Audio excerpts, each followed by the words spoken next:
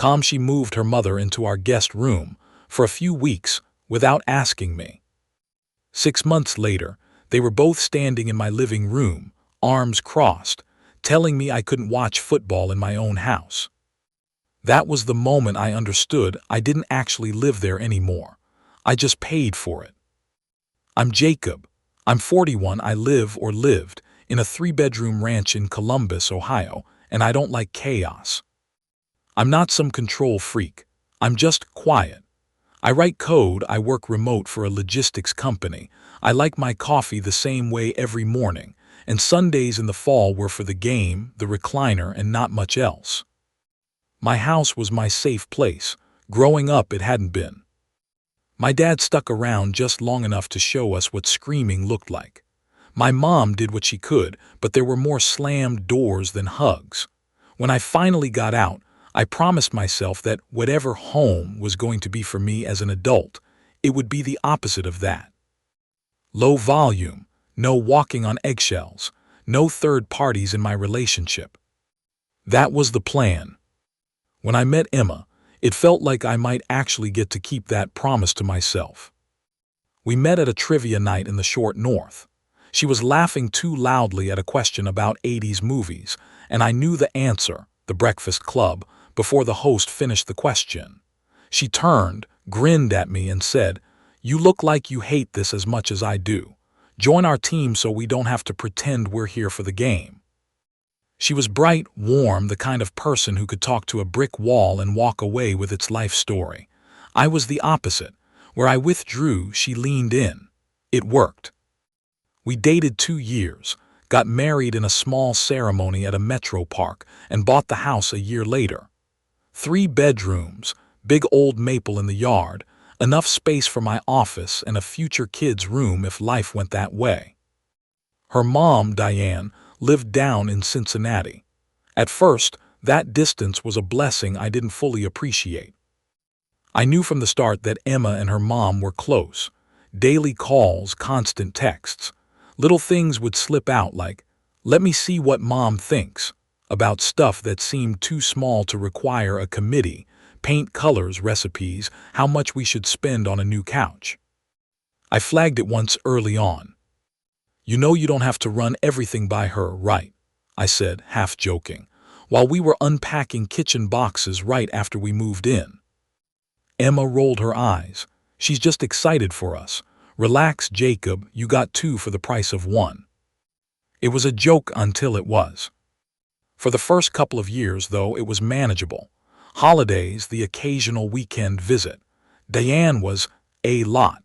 Opinionated, loud, the kind of woman who could compliment you and insult you in the same sentence. "This is a nice house," she said the first time she saw it. "I mean, my daughter could have done better, but it's cute." Emma laughed like that was just classic mom. I smiled because that's what you do when you meet the mother-in-law.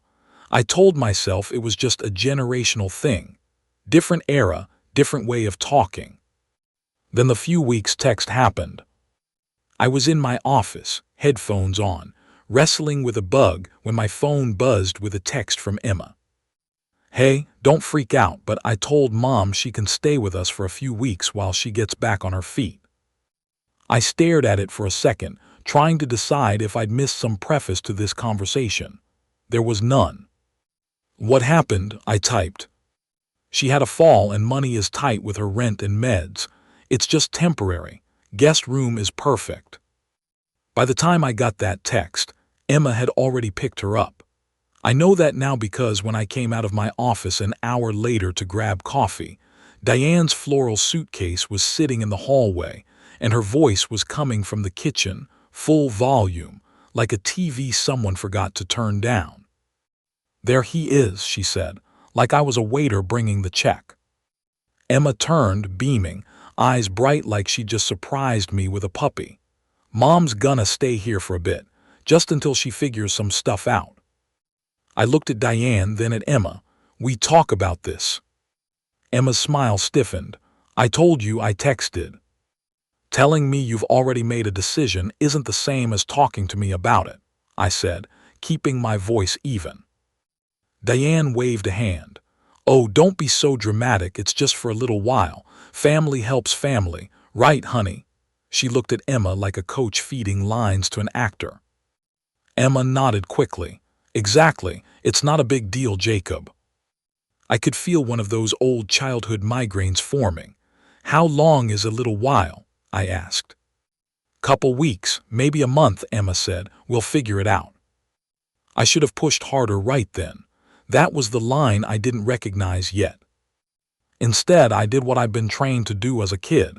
Keep the peace. Okay, I said slowly. But we need ground rules. We both work from home some days. I need my office. And this is still our house. I don't want to feel like a guest in it. Diane sniffed. No one's making you a guest. You men and your caves, it's a house, not a throne. Emma gave me a look that said, please don't start, so I let it go on the surface. Inside, I filed it under, watch this. The first week, I told myself it was an adjustment. Diane helped by reorganizing the kitchen without asking. I came down one morning, bleary-eyed, reached for the coffee mugs and grabbed a stack of Tupperware lids instead. Mom moved stuff so it makes more sense, Emma said when I asked where the mugs went. Makes more sense to who? I muttered. To someone who actually uses the kitchen, Diane called from the table where she was scrolling on her phone. You men act like making spaghetti is culinary school. I made my coffee in silence, mentally mapping where she'd put everything because apparently my own kitchen now had a learning curve. The second week, she started commenting on my job. You work from home, she said that Monday, watching me carry my laptop to the office. I'm a software engineer, I said. I log in, do meetings, code, same as if I was in an office just without the commute. So you sit on the computer all day, she said. Back in my day, men had real jobs. Your father worked 2 jobs and still came home and fixed things. My father also drank himself to sleep 3 nights a week, I thought, but I just said, times change. Emma slid her mom a yogurt. He does fine, Mom, we're okay. You could be better, Diane said, eyeing the granite I'd paid for. I'm just saying there's always room to improve. Emma deserves the best. Emma shot me a quick apologetic glance, like she knew this was a bit much but didn't intend to stop it. Mom's just trying to help, she said later when we were brushing our teeth. I spat, turned on the tap. Criticizing my job isn't help. Her filter's not great, Emma said. You know how she is. Yes, I said quietly, I'm starting to. By month 2, just for a few weeks had become part of the house, like the creaky step in the hallway or the way the bathroom door stuck in the summer. Diane's stuff spilled out of the guest room. There were sewing supplies on the dining table, pill organizers on the kitchen counter, church flyers spread on the coffee table. She watched daytime TV at a volume that could stun cattle. Every suggestion from me got run through the Diane committee. Do you want to do tacos Friday? I asked Emma one night. Emma turned to her mother. Mom, tacos okay for you? I shouldn't eat all that sodium, Diane said. Maybe grilled chicken. You could stand to learn some healthier recipes, Emma. I told you that. We can do grilled chicken, Emma said to me. Not to us, to me. Little shift, easy to miss if you're not looking. I was looking. I tried to talk to Emma directly about it 3 times before anything blew up. The first time was after Diane accidentally read a work email aloud. I'd left my laptop unlocked when I went to the bathroom, came back, and there she was, nose practically touching the screen. Client's mad, she said, like she was reading a soap opera script. Looks like maybe you aren't doing as good a job as you think. Please don't read my work emails, I said, a thin thread of ice running under every word. She shrugged, unapologetic. You left it open. That night I closed our bedroom door and said, we need to talk about boundaries. Emma's shoulders tensed instantly. Okay, about what? Your mom reading my work email, rearranging the house, commenting on my job every time I walk through a room. I feel like I'm living with a very critical landlord who doesn't pay rent." Emma sat on the edge of the bed, frowning. "She's just old school. She doesn't mean anything by it." "Intent doesn't change impact," I said. "I didn't sign up to live with her. I married you. I need to feel like this is still my home." Emma sighed. "It is your home." "Then when is she leaving?" I asked. Emma's gaze darted away. "She's looking at options. She can't rush Jacob. Her ankle still hurts. Money's tight. I can't just throw her out." "I'm not asking you to throw her out," I said. "I'm asking you to set a timeline and some rules. No going through my stuff. No commentary on every life choice I've ever made." "You're being dramatic," Emma said, and there it was. "She's going through a hard time. Cut her some slack." I nodded slowly. "Okay, so right now, what I'm hearing is no timeline, no boundaries, and I'm dramatic. Got it." "That's not what I said." "It's what you meant." We went to bed with our backs to each other. The distance on the mattress felt bigger than a queen-sized bed in Columbus. The second talk happened after the football thing. Football was my one loud thing. My religion, if you want to call it that. I'm a Browns fan. Don't ask me why. Trauma is complex. So hope and disappointment are old friends of mine. I had a ritual.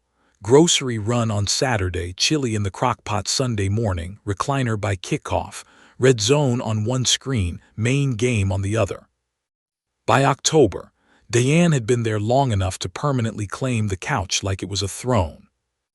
That Sunday, I came out with my bowl of chili, wearing my worn Baker Mayfield jersey, and found Diane stretched out in my usual line of sight, remote in hand, Hallmark movie already queued up. "Game starts in 10, I said. Diane didn't move. "I'm watching this. They're doing the Christmas movie marathon." "The game's on," I repeated a little slower, like maybe volume translated to comprehension. "I watch it out here." She glanced at me over her readers. "You have a TV in your office."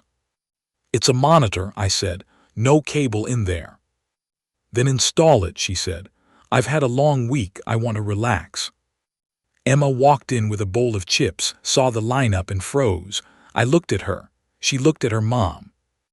"Em," I said, "we talked about Sundays." "Mom's show just started," Emma said. "You can watch in the bedroom this week. We'll make it up to you." Make it up to me. Like I was getting cheated on my turn on the playground swing. I stood there for a few seconds, the chili cooling in my hands. "This is my living room," I said quietly.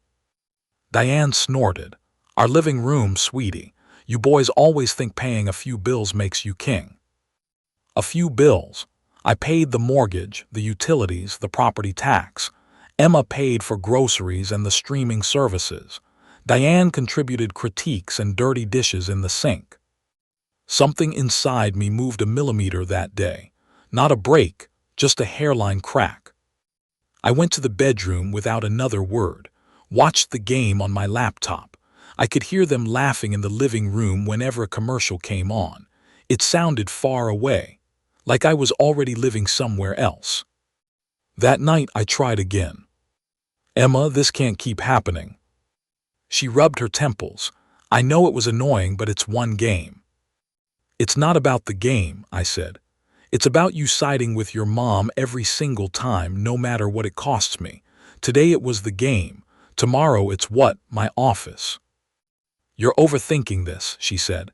"You know how important Christmas movies are to her. It makes her feel normal." "I'm not trying to take away her normal," I said. "I'm trying to keep some of mine." "You always make everything so heavy," Emma snapped.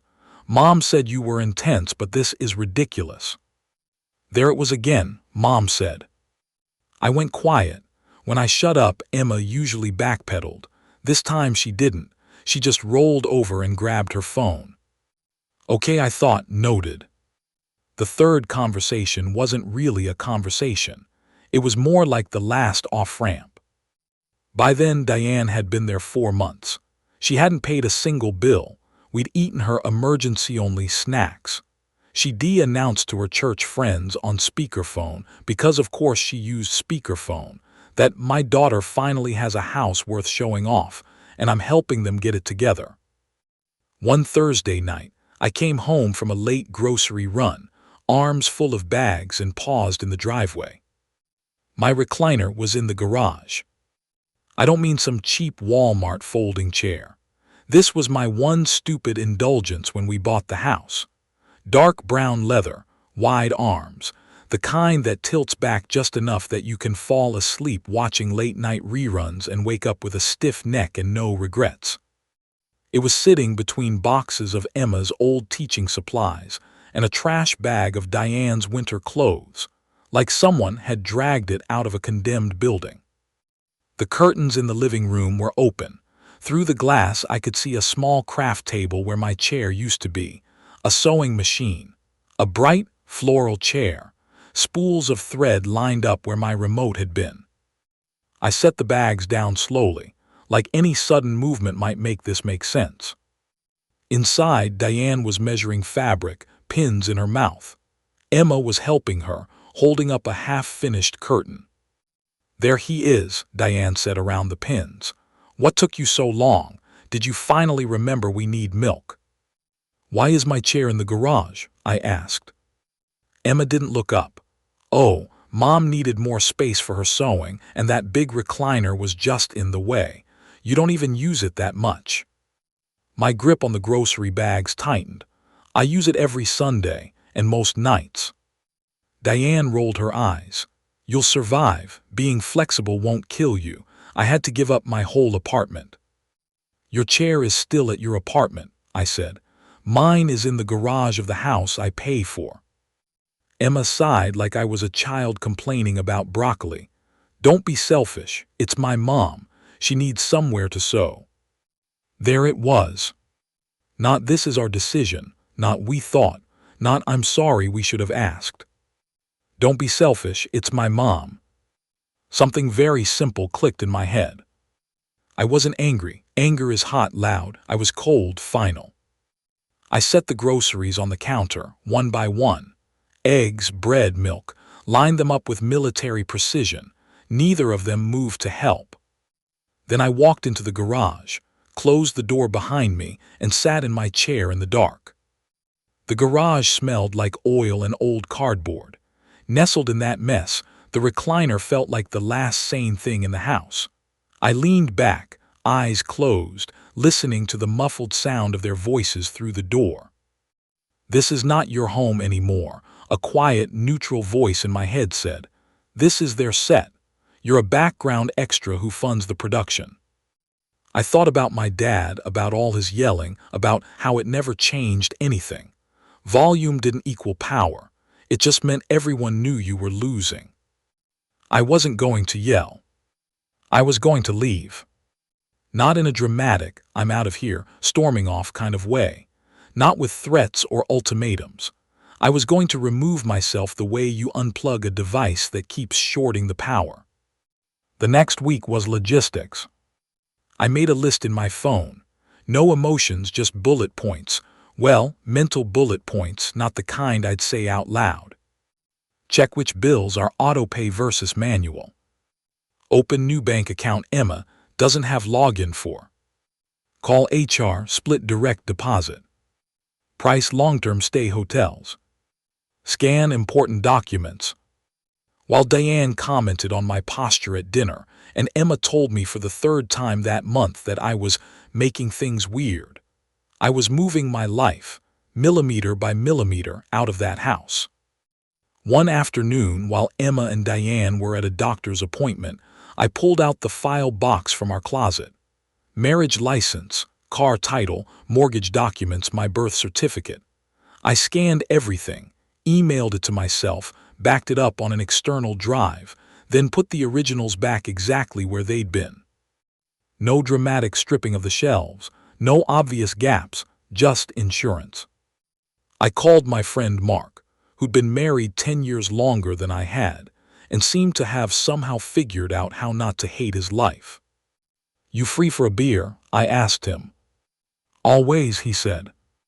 We met at a bar near campus. I told him the short version. Mother-in-law moved in temporarily, never left, now had more authority in my house than I did.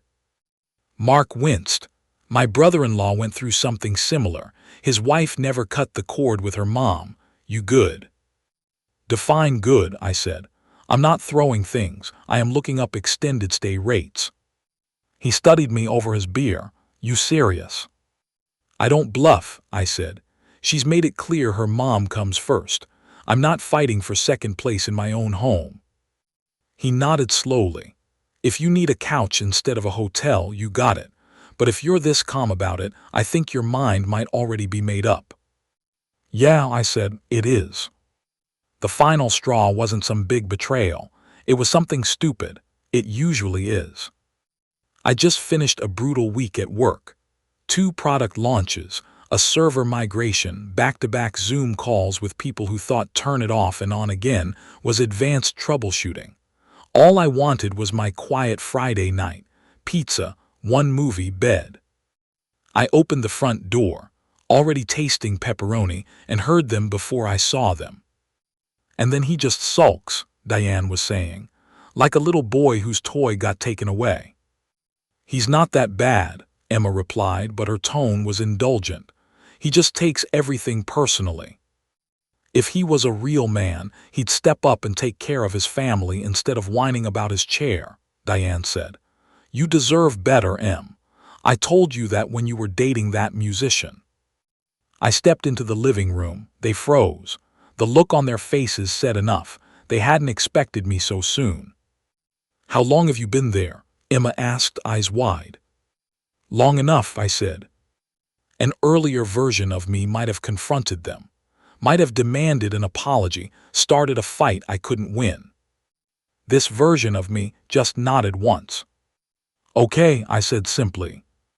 I walked down the hall, went into the bedroom, and pulled my suitcase from under the bed. Packing took less than 10 minutes. I already knew what I was taking. A week's worth of clothes, my laptop and charger, headphones, toiletries, the external drive with the scanned documents, my passport. I didn't bother with the wedding photo on the dresser. I laid my ring on the nightstand. Not a dramatic gesture, just a fact on the table. When I came back out, suitcase in hand, Emma was waiting in the hallway, pale. What are you doing? She asked, voice shaky.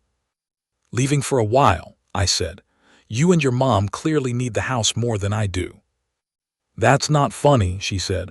Put the suitcase back. I'm not trying to be funny, I said. You've made it clear where your priorities are. I'm removing myself from the equation. Diane appeared behind her, frowning. Oh, grow up, Jacob. You can't handle a little criticism, so you run away to a hotel. Real mature. I handle plenty, I said quietly. I just don't have to handle it in my own home. Emma reached for my arm. You're being impulsive. Sit down. We can talk. We've been talking, I said. Nothing changes. This is me changing something. Where are you going? She demanded. Long-term stay over on Olentangy, I said. Work's paying for it for a couple weeks because of the migration. I can extend it on my own after that if I need to. That part was technically true. Work had offered to cover a hotel for anyone who needed quiet during the migration week. I was just making it longer. You're leaving me, Emma said, like the words tasted wrong. I'm leaving this situation, I said. You're welcome to leave it too if you want.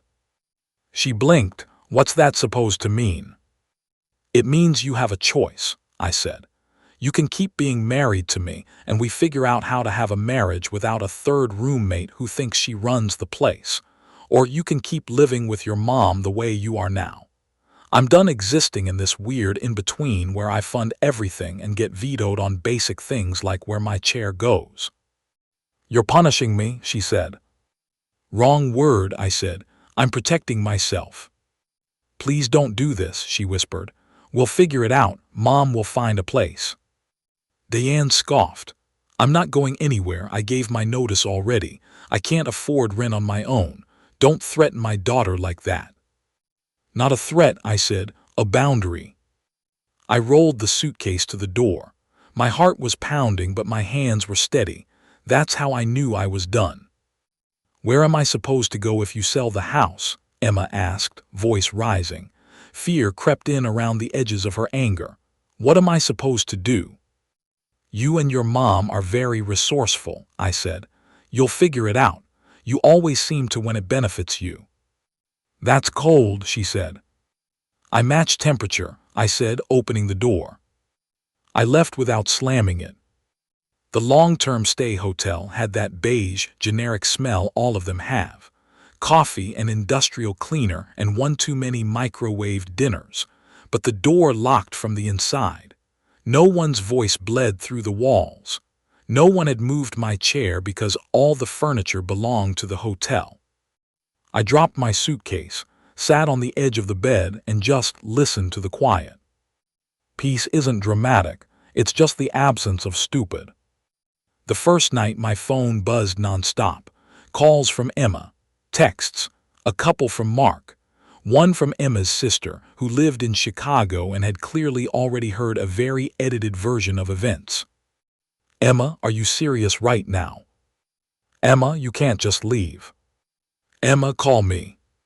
Emma, answer the phone, Jacob." I let them roll to voicemail, texts I could read on my terms. Calls came with tone.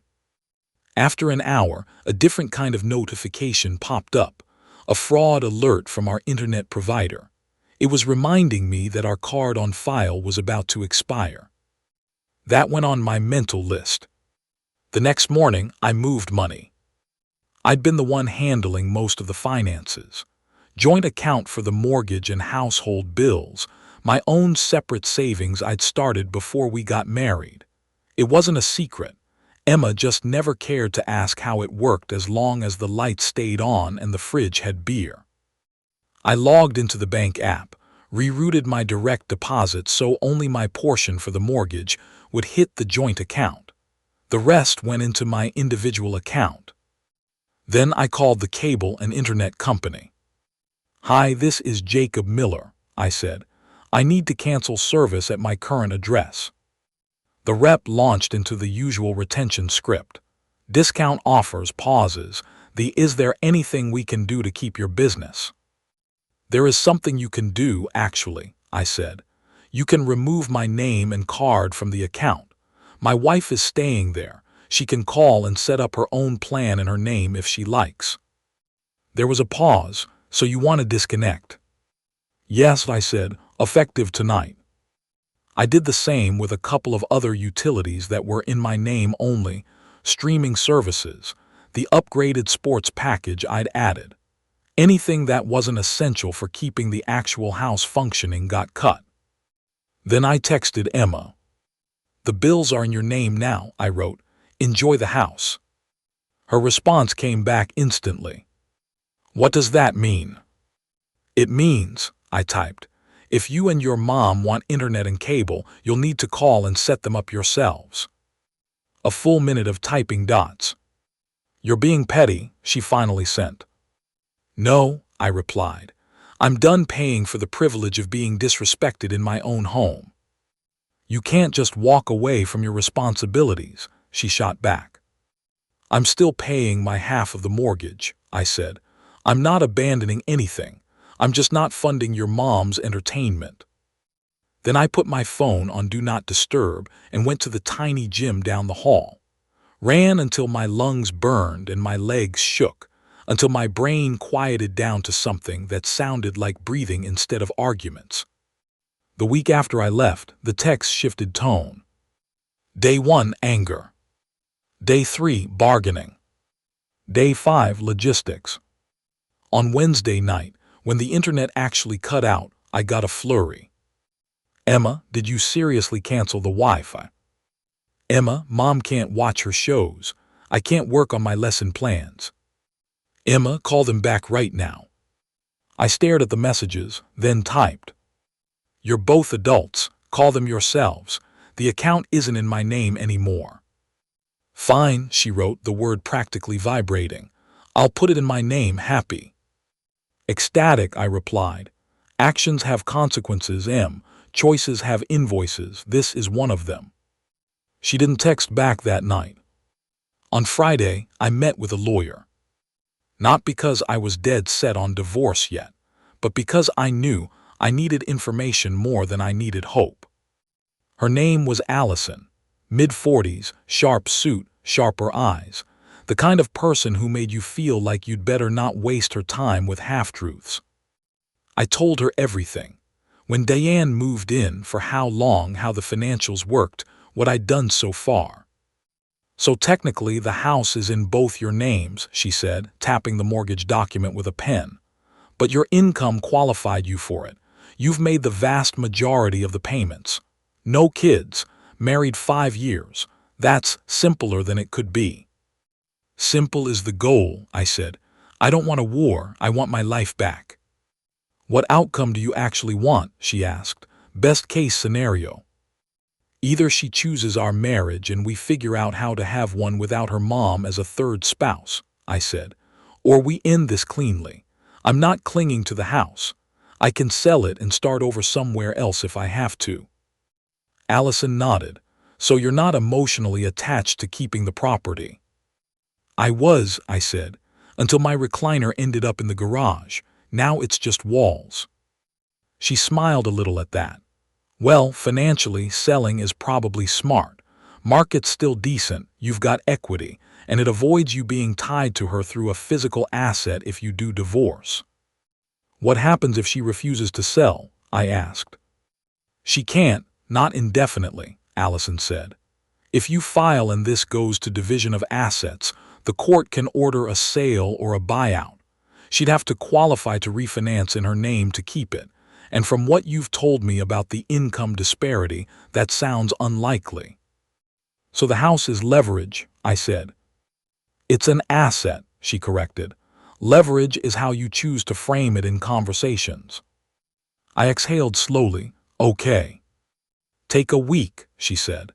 Decide if you're actually done or if you want to use this separation as a wake-up call. Either way, don't move back in until you're clear on what you will and won't accept. And if she starts trying to drag this out, call me. We'll file.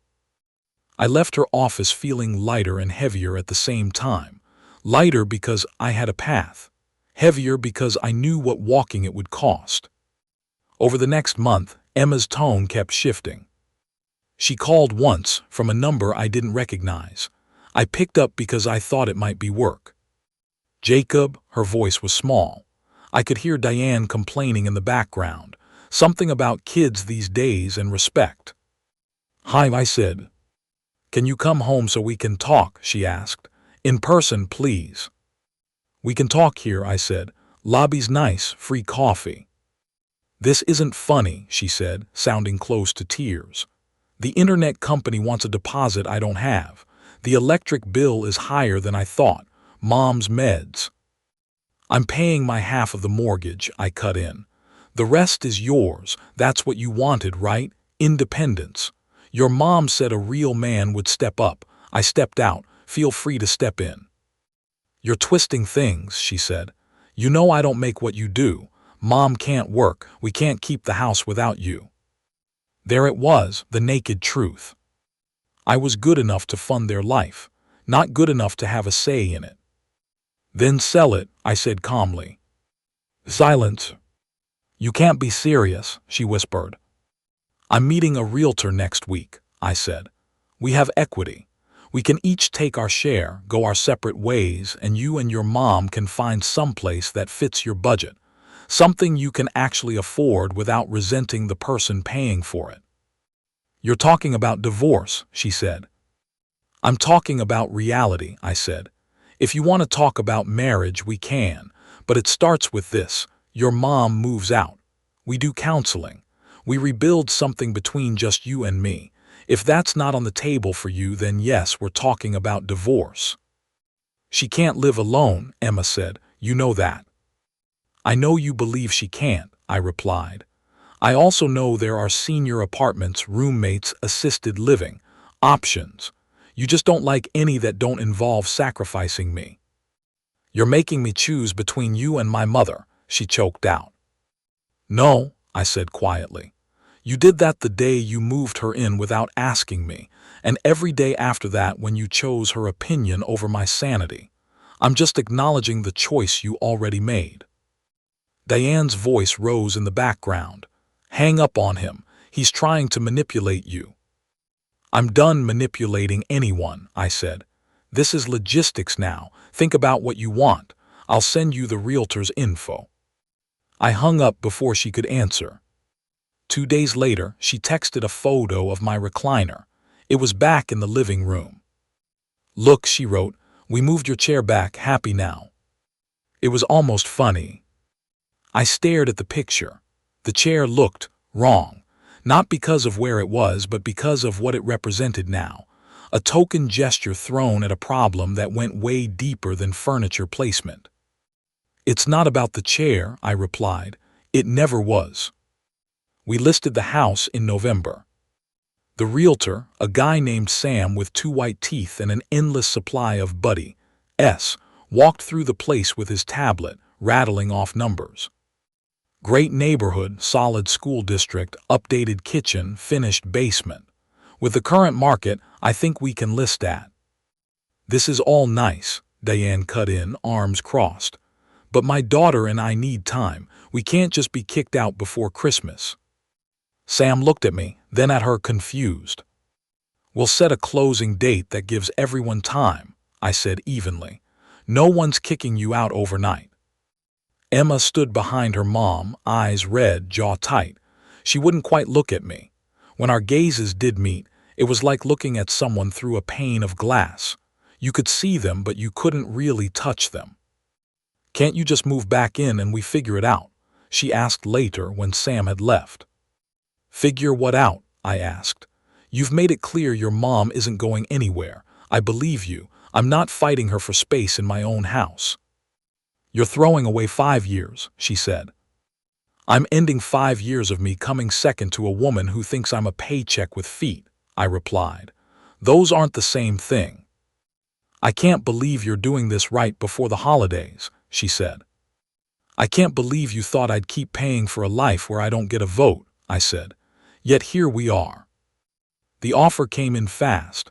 Full asking, young couple expecting their first kid, #blessed, the whole Instagram-ready package. They loved the guest room.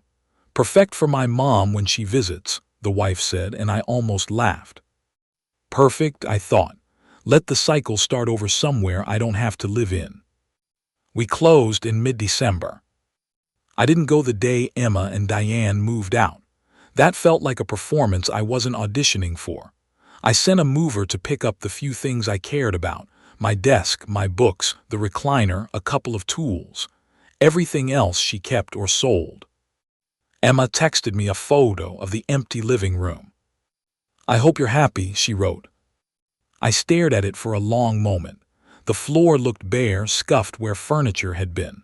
Sunlight spilled across the wood in big squares. Without our stuff, it was just a box.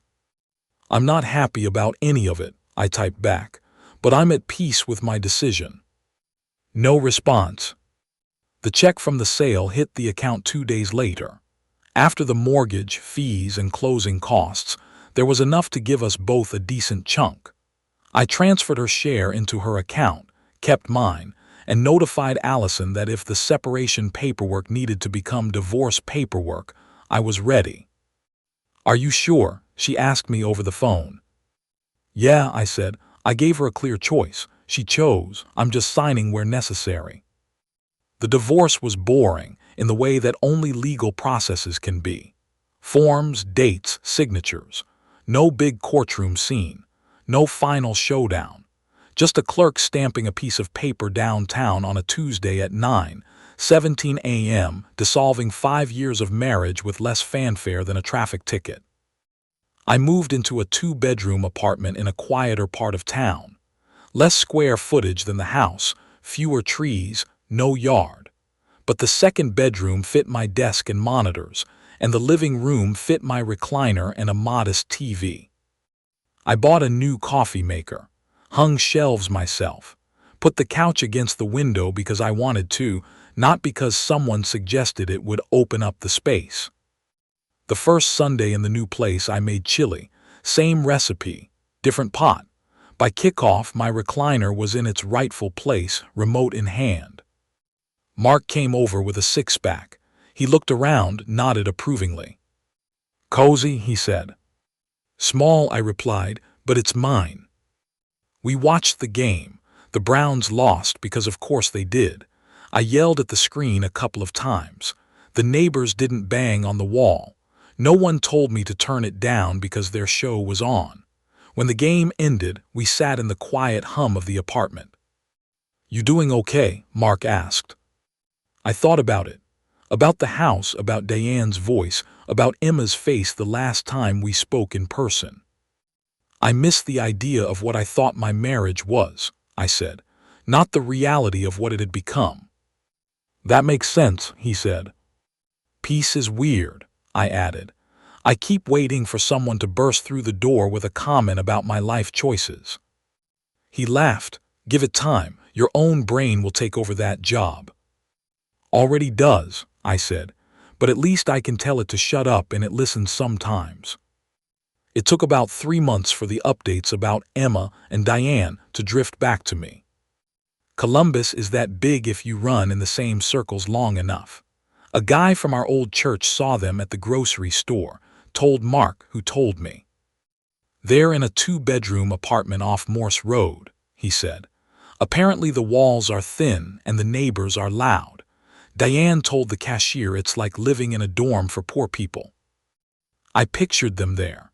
Diane complaining about everything from the water pressure to the off-brand cereal. Emma shrinking into that default daughter role, smoothing things over, absorbing the fallout. A younger version of me might have felt vindicated, wanted to crow about karma, about how they got what they deserved. The version of me sitting in my quiet apartment, coffee in hand, just felt done. "I hope they figure their shit out," I said, "just not with me as collateral." I got an email from Emma once, about 6 months after the divorce was finalized. Subject line, "I'm sorry." It was long, pages of explanation. How overwhelmed she'd been, how guilty she felt about her mom's situation, how she'd thought I would understand because I was stronger, how she realized too late that she'd made me the villain just for asking not to be erased in my own home. "Sometimes I wish you yelled more," she wrote near the end. "Maybe I would have taken you seriously." I sat with that line for a while, thought about my dad yelling himself hoarse, all the times I'd seen volume used as a blunt weapon, all the times it hadn't changed anything except the volume of my mother's sobs. I typed back eventually. "I'm glad you're reflecting," I wrote. "I believe you didn't set out to hurt me, but impact matters more than intent. I told you what I needed calmly more than once. You chose not to hear it until my absence made it loud enough. I don't have anger left, just clarity. I wish you and your mom the best sincerely. But I'm not interested in revisiting what we had." I hit send, blocked the address, not out of spite, just closure. These days my life is small in the best way. I work. I go to the gym. I have standing Thursday wings with Mark and his wife, Tanya, who, by the way, somehow manages to have a healthy relationship with her own mother without installing her in their guest room permanently. On Sundays, the recliner is still there. Sometimes I watch alone, sometimes with friends. The chili recipe has improved. I put my feet on the coffee table because nobody's going to tell me not to. When I leave a mug in the sink overnight, there isn't a passive-aggressive comment about how men are. My chosen family is made up of people who knock before they enter, who ask instead of assume, who understand that respect isn't a favor you grant when it's convenient. It's the default. I sometimes think back to that line Emma threw at me in the hallway. "You're making me choose." People love to say that. Don't make me choose between you and insert person behavior. The truth is, most of the time, the choice has already been made. All you're doing when you walk away is refusing to keep paying the bill for it. Choices have invoices. Sooner or later, someone pays. In my case, the cost of keeping the peace in that house was my own sense of home, my own place in my marriage. Once I understood that, the math wasn't hard. I wasn't leaving a house, I was reclaiming a life. And if that means my recliner and I ended up in a smaller living room with cheaper blinds and a worse view, I'll take that over sitting in a beautiful house where the only seat left for me is in the garage.